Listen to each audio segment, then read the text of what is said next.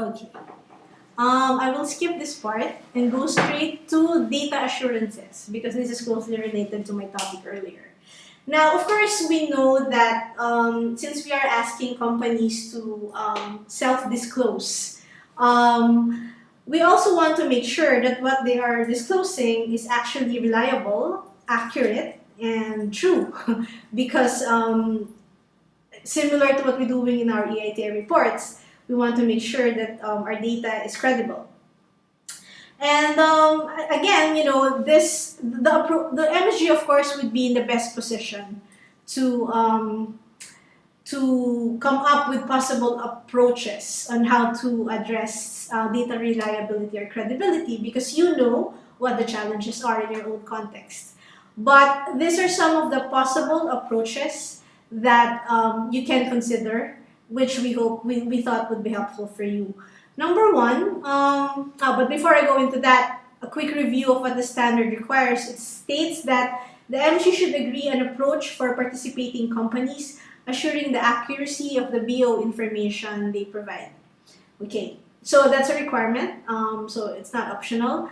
Possible approaches, number one, you can require the company to certify the declaration form. And this is similar to what you do in your EITI reports, where there's an attestation form below, or an attestation clause after at the bottom part of the reporting template, where a senior level official from the company attests to the truth and veracity of all the declarations. Later on, I will show you an example of that. Now, for some countries, notarization of the document might be necessary. So really, it's up to the MSG if they want to make the declaration be under oath, if they feel that that will lend more credibility or make it easier for them, for example, to make the person making the declaration liable, then that's another approach that you can also take. In the EITI pilot, most countries did this. Most countries included a certification at the end of the declaration form. You can also require the company to attach supporting documentation to the declaration form. And some of these documents could be articles of association, powers of attorney issued to the person exercising control, copies of shareholder registers, or as I mentioned earlier, if there are trust agreements, the deeds of trust, you can also take a look at that. But if that is an option, you should include in the roadmap an activity where these relevant documents may be identified. So that could be a possible activity in your roadmap. You can also require that the company requests and provides a written confirmation from the beneficial owner. I think this is what you're doing in the UK, where apart from the declarations of the company, beneficial owners are required to confirm that they are indeed the beneficial owner of that company. And then, of course, you can cross-check the information against any data filed elsewhere. This could be relevant in cases of indirect ownership. So that, for example, if company A declares that he is owned by company B, which is owned by X, you can cross-check the bylaws or the articles of incorporation of company B to make sure if the names of the person, the name of person X appears as an owner of company B. So that's one way of cross-checking the information. You can conduct spot check audits of the data provided if you want to go into that detail of scrutiny.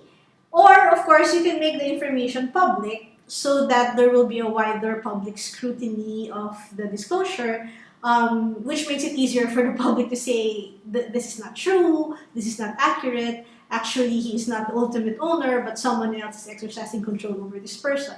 So, you know, of course, we know that that's one of the benefits of making everything transparent. This is an example of an attestation form. So as you can see, it's very simple. And as I've said, most EITI countries who participated in the pilot, you made use of this. An example of a power of attorney issued to a person authorizing her to perform functions on behalf of another. So you can take a look at that, and it will be useful in informing you the extent of control that that person is allowed to exercise over the corporation. So some key lessons learned from the BO pilot. The MSG should agree the assurance procedure prior to data collection. And this is important. You do it prior to data collection because you want to know exactly what are the supporting documents that you want to ask from the companies. Where company attestation is used, the MSG could consider requiring disclosure of the name and position of the person attesting the declaration.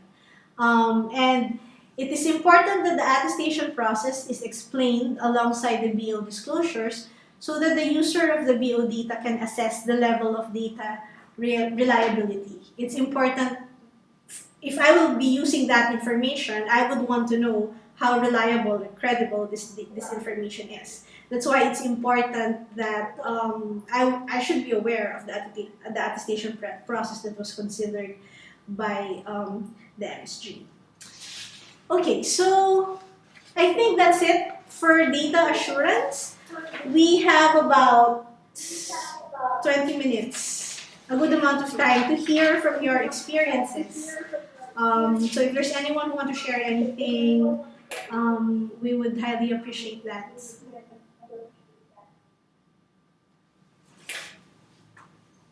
Anyone from the group? I think Dina earlier wanted to share their experience.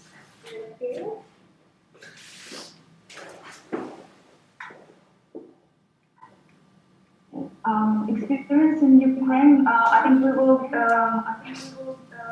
get back to this issue a bit later, probably may come up during your presentation. But it's very important for the country to make sure that the general legislative base is foreseen for